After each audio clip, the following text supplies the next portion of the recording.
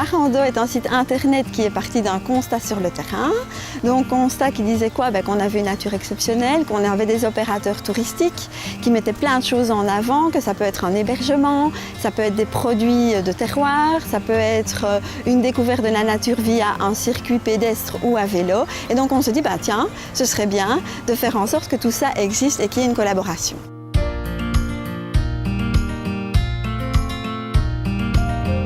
Eh bien, si j'ai décidé d'écrire ces livres ici, c'est parce que la région me plaît énormément, de par ces espaces verdoyants, cet esprit de liberté qui s'en dégage et aussi le côté paisible et serein.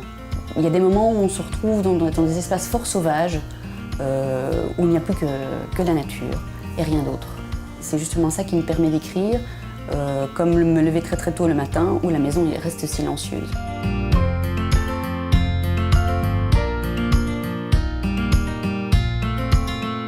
Le site de Saint-Thibault-Montaigu, sur lequel nous nous trouvons, date principalement donc, du XIVe jusqu'au XVIIe siècle.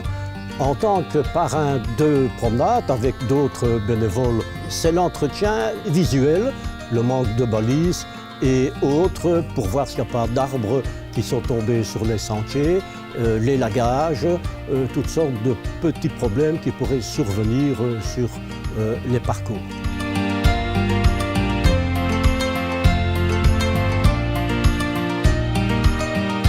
Mon rôle dans le forfait rando, c'est l'accueil du randonneur et l'accueil se fait déjà ici à la gare. Je viens les chercher avec leurs bagages, on s'en va à la maison, ils sont accueillis. Il y a beaucoup d'échanges sur l'histoire, sur les légendes, sur les habitations, sur les points de vue intéressants, les anecdotes du village ou les anecdotes tout le long du parcours. La mission première, c'est que le randonneur soit vraiment content de son séjour. C'est accueillir le randonneur comme moi, je souhaiterais être aussi accueilli quand je vais en vacances quelque part.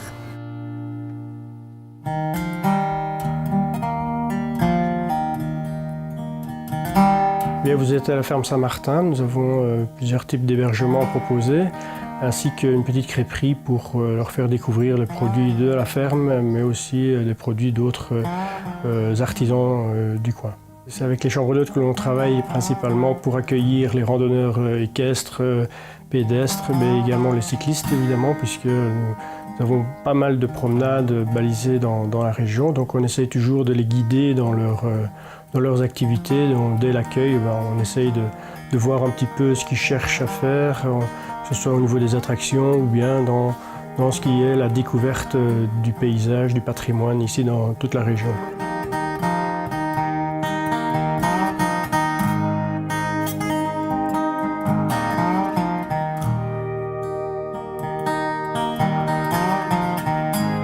La particularité de notre brasserie, la brasserie de Jacquemart ici au centre du village de Hauton, c'est que nous sommes situés au croisement de plusieurs chemins propres au vélo.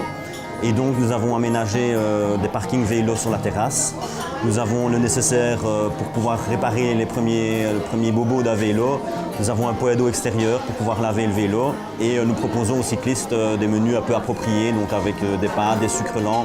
On a aussi beaucoup de demandes spécifiques avec des groupes de cyclistes, donc comme ils savent qu'on a la Label Bienvenue Vélo qui organise le trajet et qui s'arrête ici à 15, 20 ou 30. Généralement, ils arrivent, ils sont assez pressés, donc ils prennent leur consommation, puis ils repartent, ils terminent leur balade et ils ont pris des forces avant d'aller pédaler. Donc www.marando.be, donc c'est un site responsive, accessible de toutes parts, mais c'est également un site accessible en français, en irlandais et très vite en anglais et en allemand.